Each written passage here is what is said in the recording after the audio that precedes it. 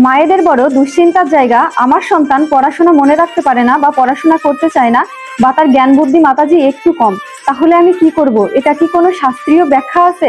তো এইরকম ভাবেই অধিকাংশ মেসেজ আমার কাছে আসে মায়েদের পক্ষ থেকে। তাদেরকেই আজকে শাস্ত্রীয় রেফারেন্স সহকারে আমি বর্ণনা করব।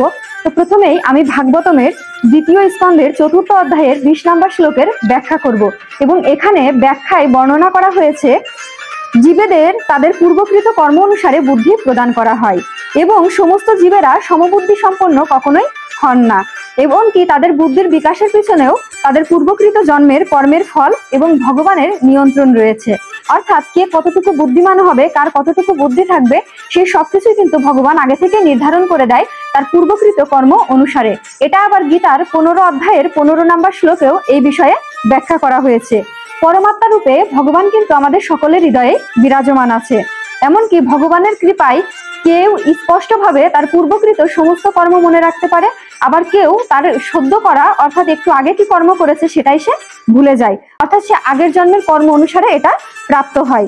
এখানে স্পষ্টভাবে বর্ণনা করা হয়েছে কে কতটা বুদ্ধিমান হবে এবং কে কতটা মনে রাখতে পারবে, এবং কার স্মৃতি, জ্ঞান এবং বিস্মৃতি কতটুকু হবে সেটা সম্পূর্ণ নির্ধারণ করে দেন ভগবান, অর্থাৎ পরমেশ্বর ভগবান শ্রীকৃষ্ণ।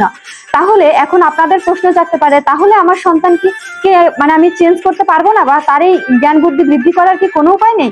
হ্যাঁ, অবশ্যই আছে।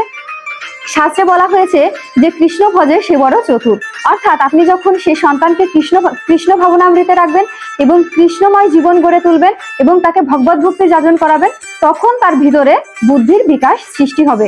অর্থাৎ তখন তার পূর্বকৃত কর্মফল অনুসারে যে তার বিস্মৃতি ছিল, অর্থাৎ তার বুদ্ধির হ্রাস ছিল, সেটা তখন বৃদ্ধি পাবে, তার সেই কর্মফল কেটে যাবে। তো এইভাবেই আপনার সন্তানের আপনি বুদ্ধি বৃদ্ধি করতে পারেন। এমনকি মেডিকেল সায়েন্স আরো অনেক বিষয় আছে। তো আমি যেহেতু শাস্ত্র নিয়ে কথা বলি, তাই আমি শাস্ত্রীয় রেফারেন্স গুলো আপনাদের সামনে তুলে ধরি। মেডিকেলের একটা কথা বলে যে যতটুকু তার বুদ্ধিকে ব্যবহার করে তার বুদ্ধি তত বৃদ্ধি পায়।